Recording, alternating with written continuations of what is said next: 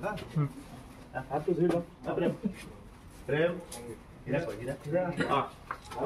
leader বিলাক এই নাম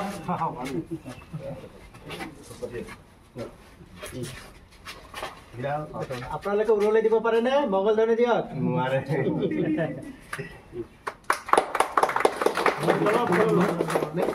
একেবাৰে ওপৰ দিয়ে লগে এটা পকাত কি হ'ব জানো ফাটেলি বনা দিবলা ভেৰগাঁও সমষ্টিৰ অধীনত থকা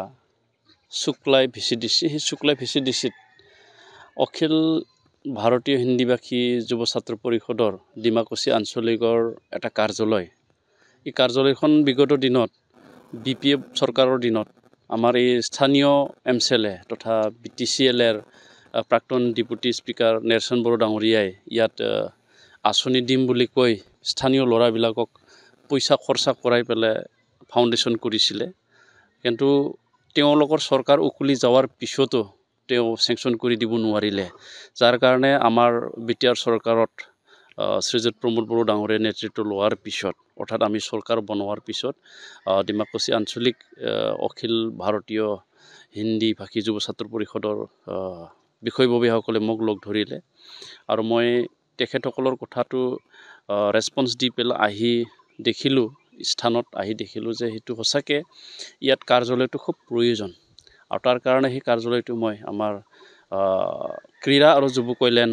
বিভাগৰ তৰফৰ পৰা আমাৰ BTR চৰকাৰৰ পৰা সেইটো মই নিৰ্মাণ কৰি দিলোঁ আৰু সেইটোকে আজি আমি ইয়াত ইনগ্ৰেশ্যন কৰিলোঁ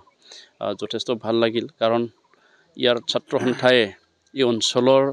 শিক্ষা অৰ্থনৈতিক সামাজিক বিভিন্ন দিশত তেওঁলোকে কাম কৰিছে নিজৰ জাতিটোক উদ্ধাৰ কৰিবৰ কাৰণে এই অঞ্চল যথেষ্ট পিছপৰা লোক আছে ইয়াত সকলোৰে ঘৰত বা সকলোৰে শ্ৰম কৰি খোৱা গতিকে আমাৰ চৰকাৰ তৰফৰ পৰা তেখেতসকলক সহায় কৰাটো চৰকাৰৰ দায়িত্ব আৰু সেই হিচাপে আমি তেখেতসকলক সহায় কৰিছোঁ আৰু এই অনাগত দিনতো আমি এই অঞ্চলৰ বিভিন্ন অসুবিধাবিলাক দূৰ কৰিবৰ কাৰণে আমি চেষ্টা কৰি আছোঁ এই শুভ মুহূৰ্তত অখিল হিন্দীভাষী যুৱ ছাত্ৰ পৰিষদ ওদালগুৰি জিলাৰ সাধাৰণ সম্পাদক হিচাপে মই পোনপ্ৰথমতে ৩২ নং ভেৰগাঁও সমষ্টিৰ আমাৰ সন্মানীয় EM দাৱৈচা বড়ো ছাৰক আন্তৰিকভাৱে শুভেচ্ছা জ্ঞাপন কৰিছোঁ এইটো কাৰণে যে যিহেতুকে আপোনালোকে জানে বিগত 17টা বছৰ হাগ্ৰামাৰ শাসনকাল আছিলে এইখন BTRত কিন্তু বিভিন্ন জাতি জনগোষ্ঠীয়ে যিদৰে আঁকোৱালি লৈছিলে বা যিদৰে সম উন্নয়ন সম বিকাশৰ কথা বা সম বিকাশ হ'ব লাগিছিলে কিন্তু বাস্তৱ ক্ষেত্ৰত আমি দেখিবলৈ নাপালোঁ যাৰ বিনিময়ত আপোনালোকে জানে আমাৰ কিছু যুৱক বা আমাৰ সংগঠনৰ বিষয়ববীয়াসকলে কিছু তেওঁ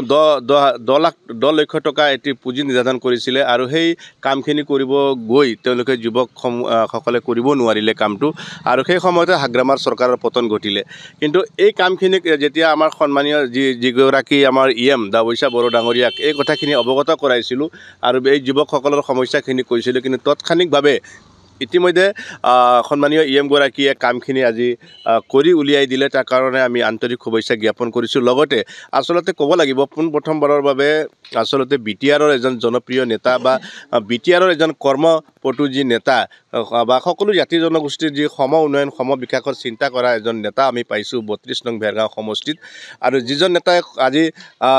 আগতে বিগত দিনবিলাকত আমি নেতাবিলাক বহুত আহিছে বহুত গৈছে কিন্তু যিজন নেতাই ঘৰে ঘৰে মানুহৰ মাজত গৈ নিজৰ দুৰ্দশা নিজৰ সমস্যাসমূহ ৰাইজৰ কি সমস্যা আছে কি ধৰণে জীয়াই আছে এই সমস্যাখিনি তেওঁ তন্নকৈ তেওঁ চাই তেওঁ তৎক্ষণিকভাৱে সমস্যাসমূহ সমাধান কৰাৰ কাৰণে ব্যৱস্থা গ্ৰহণ কৰে গতিকে ভৱিষ্যতৰ দিনত